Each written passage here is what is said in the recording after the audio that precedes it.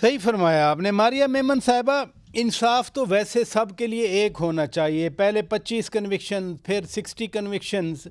اب اس تناظر میں رچرڈ گرینل کہے یا کوئی اور کہے، ایون پریزیڈنٹ ٹرمپ جب 20 جنوری کے بعد آ جائیں وہ بھی کہیں، یا تو پھر ان 85 کو چھوڑ دیں، کہیں کہ یہ جو ہے کنوکشن جو غلط ہیں ہم ان کو رہا کر رہے ہیں. ایک پوزیشن لے لی گئی، پوزیشن اناؤنس کر لی گئی. پھر خان صاحب کی رہائی کیسے ممکن ہوگی؟ دیکھیں جی، خان صاحب کی رہائی تبھی ممکن ہوگی جب مذاکرات کے ٹیبل کے اوپر کچھ لوگ کے اوپر یہ بات طے ہوگی. ماضی میں اسی طریقے سے ہمیشہ ہوتا رہا ہے. نہ یہ آئینی معاملات ہیں، نہ یہ قانونی معاملات ہیں، نہ یہ عدالتی معاملات ہیں. ہم سب کو معلوم ہے کہ یہ سارے بیک ڈور پہ طے ہونے والے معاملات ہیں. مسئلہ یہ ہے کہ یوزلی جب اس طرح سے اقتدار تبدیل ہوتا ہے اور ایک پولیٹیکل پارٹی کو اقتدار سے باہر نکال کر دوسرے کو لایا جاتا ہے، تو جس کو باہر نکالا جاتا ہے اس کو معلوم ہے رول آف دا گیم کیا ہے. ان کو پتا ہے کہ رول آف دا گیم یہ ہے کہ ہم نے جو ہے اگر ہم گر پڑے ہیں اٹھ کے کپڑے جھاڑ کے ہم کچھ دیر کے لیے اپنی باری کا انتظار کریں گے. وہ 1.5-2 سال بعد آئی جاتی ہوتی ہے. وہ جو پیج ہے وہ پھٹ ہی جاتا ہوتا ہے ہمیشہ. جو سنگل پیج کی ہمارے ملک میں بات ہوتی ہے تو پھر ہماری باری آ جائے گی. اور یہ انتظار پی ایم ایل این اور پیپلز پارٹی نے کیا 2018 کے الیکشن کے بعد.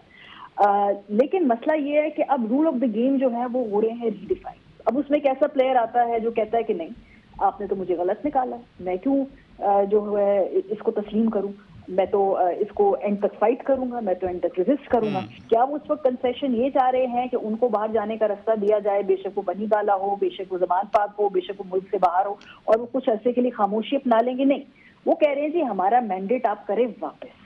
اور تو یہ بڑا مختلف ہے. تو جب آپ مذاکرات کی بات کرتے ہیں تو میرے نزدیک تو دونوں فریقوں کے پاس ایک دوسرے کو دینے کے لیے کچھ ہے ہی نہیں.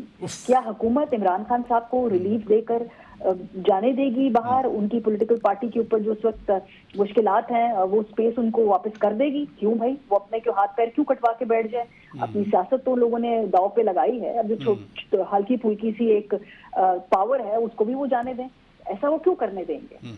دوسری طرف عمران خان صاحب ان کو دے سکتے ہیں کہ جی الیکشن مان لیں اور کہیں ٹھیک ہے 2 سال 2.5 سال 3 سال بعد کوئی مڈ ٹرم الیکشن کے اوپر ہم طے کر لیتے ہیں.